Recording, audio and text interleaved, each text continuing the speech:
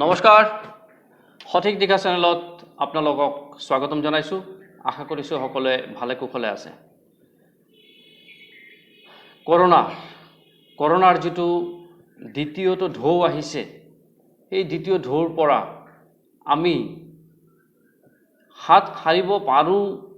নে নোৱাৰো, আমাৰ যে কোনোবা আত্মীয় নিকট আত্মীয় যে আক্ৰান্ত নহব,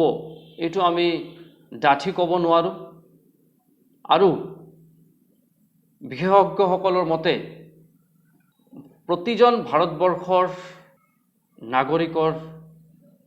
নিকট আত্মীয় মৃত্যু হ'ব, এইটো খাটাং। আক্ৰান্ত তাতকৈ বহুত বেছি হ'ব, এইটো খাটাং। তো আমি কেনেকৈ এই কৰোনাৰ দ্বিতীয়টো ঢৌ আমাক আক্ৰান্ত কৰিলে আমাৰ গৃহত বাস্তুশাস্ত্ৰ মতে আমি কি কৰিলে এই দ্বিতীয়টো ঢৌত আক্ৰান্ত হৈও আমি পুনৰ স্বাভাৱিক জীৱনলৈ ঘূৰি আহিব পাৰোঁ, সেই বিষয়ে মই আজি কিছুমান টিপছ আপোনালোকক দিম। আহক আমি ভিডিঅ'টি আৰম্ভ কৰোঁ।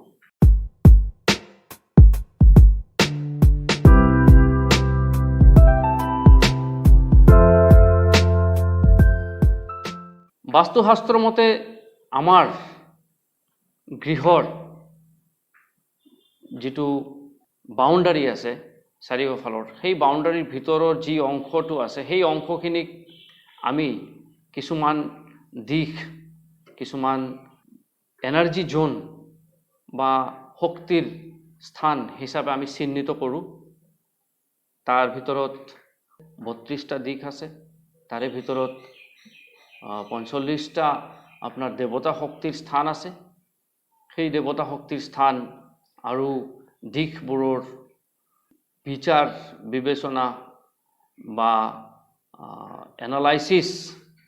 কৰাৰ পিছত আমি ক'ব পাৰোঁ যে সেই ঘৰখনত কাৰ কি সমস্যা চলি আছে, সেই ঘৰখনত কাৰ কি কোনে কৰ পৰা লাভ কৰি আছে, কোনখিনিৰ পৰা কি সুবিধা অসুবিধা লাভ কৰিছে, সেই গোটেইখিনি কথা আমি বিশ্লেষণ কৰি আমি চাব পাৰোঁ বা ক'ব পাৰোঁ। বাস্তুশাস্ত্ৰ মতে এই 32টা দিশৰ ভিতৰত এনে এটা দিশ আছে য'ত নেকি আমি আমাৰ শৰীৰৰ ব্যাধিৰ পৰা আমি আৰোগ্য লাভ কৰিব পাৰোঁ। আৰোগ্য লাভৰ এটা দিশ আছে। সেই দিশটোক যদি আমি এক্টিভ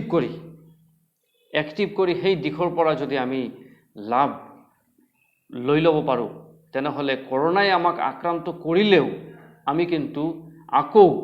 স্বাভাৱিক জীৱনলৈ ঘূৰি আহিব পাৰিম, আৰোগ্য লাভ কৰিব পাৰিম। কোনটো দিশ? বাস্তুশাস্ত্ৰ মতে আপোনালোকে চাব, আমাৰ সূৰ্য, চন্দ্ৰ, তৰা, পানী, এই গোটেইবোৰ বস্তু প্ৰকৃতিৰ পৰা আমি যিবোৰ বস্তু লাভ কৰোঁ, এই গোটেইবোৰ বস্তু কিন্তু কোনো ধৰণৰ জাতি ধৰ্ম সেইবিলাক নাচায়। সূৰ্য উঠিলে হিন্দুৰ ঘৰতো পোহৰ আহে, মুছলমানৰ ঘৰতো পোহৰ আহে, খ্ৰীষ্টিয়ানৰ ঘৰতো পোহৰ আহে, কোনোবাই নাস্তিক আছে তেওঁৰ ঘৰতো পোহৰটো যাব। সেই সূৰ্য শক্তিটো কিন্তু সমানভাৱে বিতৰণ হয়। বাস্তুশাস্ত্ৰৰ সূত্ৰবোৰো ঠিক তেনেকুৱাই। এই সূত্ৰবোৰ প্ৰয়োগ কৰিলে হিন্দুৱেও লাভান্বিত হ'ব,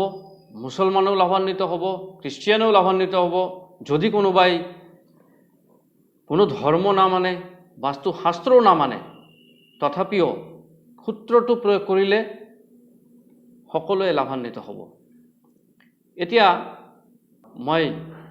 পোনে পোনে সেই বিশেষ দিশটোৰ ফালে মই নজৰ দিম। সেই দিশটো ঘৰৰ যেটো ঘৰ বা ফ্লেট বা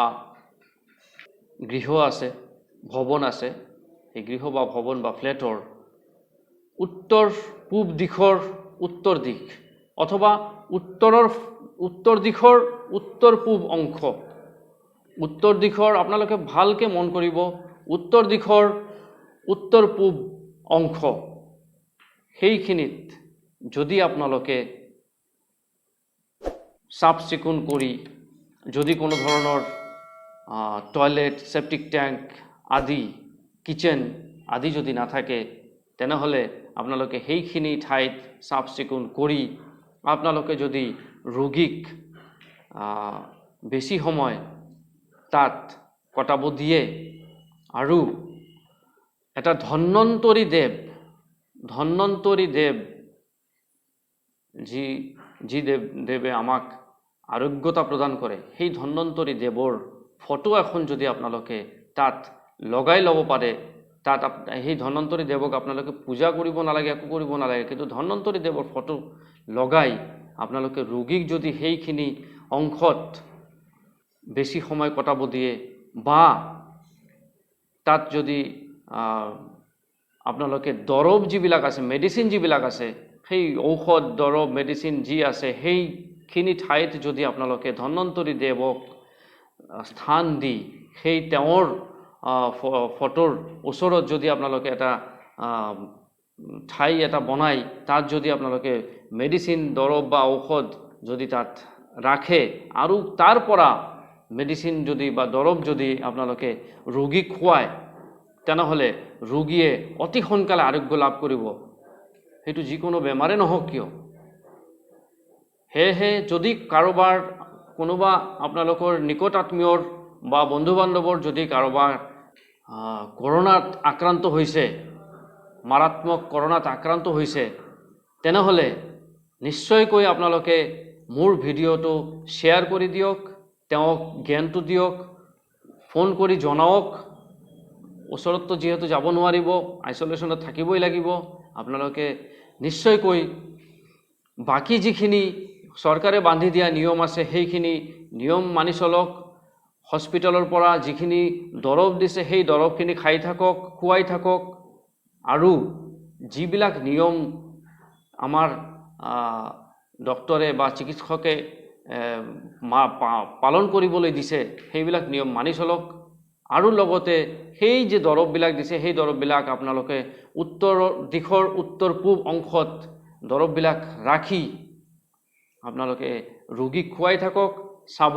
ৰোগীয়ে অতি সোনকালে আৰোগ্য লাভ কৰিব বিশেষ জটিলতা আহিলে আপোনালোকে নিশ্চয়কৈ চিকিৎসকৰ পৰামৰ্শ ল'ব আৰু হস্পিটেলত ভৰ্তি কৰিব এইখিনিতো আছেই লগতে আপোনালোকে এটা দিশত বাৰুকৈ মন দিব লাগিব সেইটো হ'ল অক্সিজেন লেভেল অক্সিজেনৰ কি পৰিমাণ অক্সিজেন আমাৰ দেহত আছে সকলোৱে কিন্তু অক্সিজেন লেভেলটো চেক কৰি থাকিব লগতে অক্সিজেন লেভেল কেনেকৈ বঢ়াব পাৰি তাৰ কাৰণে কিছুমান শ্বাস প্ৰশ্বাসৰ কিছুমান ব্যায়াম আছে প্ৰাণায়াম আছে সেই প্ৰাণায়ামখিনি কৰি থাকিব কৰি থাকিলে নিশ্চয়কৈ আপোনালোকে বহুত অংশত লাভান্বিত হ'ব আশা কৰিছোঁ আজিৰ ভিডিঅ'ই আপোনালোকক বাৰুকৈ লাভান্বিত কৰিব আৰু আগন্তুক দিনত আপোনালোকে সুস্থ থাকিব নিৰোগী হৈ থাকিব তথা মই পৰম কৰুণাময় ঈশ্বৰৰ ওচৰত প্ৰাৰ্থনা জনাইছোঁ আপোনালোকক যেন ঈশ্বৰে সুস্থতা প্ৰদান কৰে আৰু আপোনালোকক দীৰ্ঘায়ু প্ৰদান কৰে এই আশা ৰাখি আজি মই বিদায় লৈছোঁ লগতে মোৰ চেনেলটো সাবস্ক্ৰাইব কৰি ৰাখক আগন্তুক ভিডিঅ'বোৰ পোনপ্ৰথমে নটিফিকেশ্যন পাবৰ বাবে আপোনালোকে বেল আইকন প্ৰেছ কৰি ৰাখক তথা বিভিন্ন ধৰণৰ ভিডিঅ'ত আপোনালোকে কি লাভ পালে সেইখিনি কমেণ্টত জনাওক লাইক কৰক আৰু নিজৰ বন্ধু বান্ধৱ তথা নিকট আত্মীয়ক সহায় কৰিবৰ কাৰণে মোৰ ভিডিঅ'বোৰ শ্বেয়াৰ কৰি দিয়ক সকলোকে নমস্কাৰ জনাই আজি বিদায় লৈছোঁ ধন্যবাদ।